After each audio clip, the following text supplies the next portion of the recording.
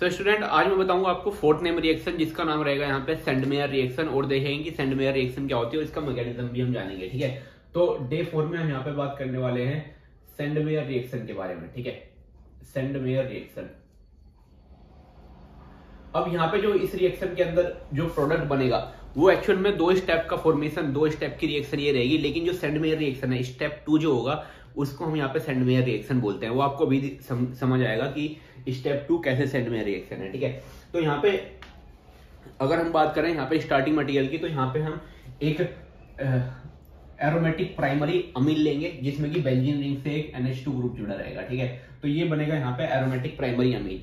अब ये aromatic primary amine से यहाँ पे एक इंटरमीडिएट सबसे पहले हम फॉर्म कर लेते हैं जिसका नाम है यहाँ पे बेंजीन डाइजोनियम सोल्ट। तो डाई एजो जहाँ पे भी आ जाए उसका मतलब है कि यहाँ पे इस तरह से नाइट्रोजन के बीच डबल बॉन्ड, यहाँ पे 2 नाइट्रोजन के बीच डबल बॉन्ड प्रेजेंट है, तो इसको बोलते हैं हम डाइएजो कंपाउंड।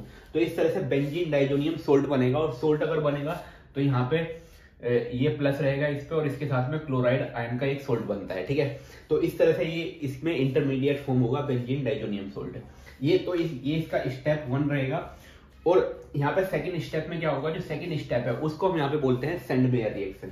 ठीक है, तो स्टेप 2 यहाँ पे सेंडमेयर रिएक्शन रहेगी, और इसके अंदर क्या करते हैं कि ये जो डाइएजो ग्रुप लगा हुआ है ये यहाँ पे लिविंग ग्रुप का काम करता है, और इसके ऊपर हम रिएक्शन कराते हैं एक न्यूक्लियोफाइल की, और न्यूक्लियोफाइल रहेगा कॉपर हैलाइड की फॉर्म में या फिर कॉपर साइनाइड की फॉर्म में। ठीक है, तो CuX या फिर CuCN लेके इस तरह से ये न्यूक्लियोफाइल का काम करेंगे, और इसको रिप्लेस करके यहाँ पे हैलाइड या फिर साइनाइड फॉर्म कर लेते हैं, हैलाइड या फिर साइनाइड फॉर्म कर लेते हैं, और ये जो रिएक्शन है इसी को हम बोलते हैं यहाँ पे सेंडमेयर रिएक्शन। ठीक है, सेंडमेयर रिएक्शन ये वाली रहेगी जिसमें कि हम यूज करेंगे कॉपर साइनाइड या फिर कॉपर हैलाइड।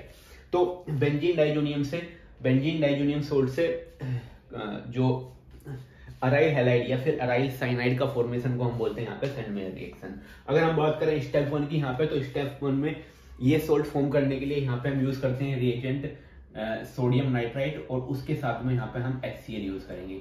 और ये जो रिएक्शन है ये 0 डिग्री सेल्सियस कूलिंग कंडीशंस के अंदर ये रिएक्शन होगी, क्योंकि ये थोड़ा अनस्टेबल रहता है। और इस तरह से ये कंप्लीट इन्फॉर्मेशन मैंने आपको बता दी सेंडमेयर रिएक्शन के बारे में। आई होप आपको ये चीज समझ आई होगी इसके बारे में।